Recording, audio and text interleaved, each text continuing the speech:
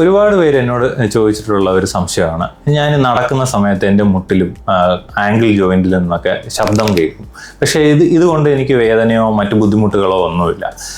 എൻ്റെ സുഹൃത്തുക്കളും വീട്ടിലുള്ള ആൾക്കാരും എല്ലാവരും എന്നോട് എപ്പോഴും പറയും, നീ നടക്കുമ്പോൾ മുട്ടിൽ നിന്ന് ശബ്ദം കേൾക്കുന്നു, ഇത് എന്തെങ്കിലും പ്രശ്നമുള്ളതാണോ, നോക്കണമല്ലോ എന്നിങ്ങനെ പറയും. എന്താണ് ഇതിന് കാരണം? പഠനങ്ങൾ തെളിയിക്കുന്നത് നമുക്ക് വേദനയോ മറ്റും ബുദ്ധിമുട്ടുകളോ, അതായത് ജോയിൻറ്റിലെ വഴക്കക്കുറവ് അല്ലെങ്കിൽ ജോയിൻറ്റ് സ്റ്റിഫ്നെസ് അങ്ങനെ എന്തെങ്കിലും പ്രശ്നം ഇല്ലാതെ ശബ്ദം മാത്രം കേൾക്കുന്നത് കൊണ്ട് പ്രത്യേകിച്ച് ദോഷമൊന്നുമില്ല. നമ്മൾ അതിനെ ഒരുപാട് ഫോളോ ചെയ്യേണ്ട കാര്യമില്ല.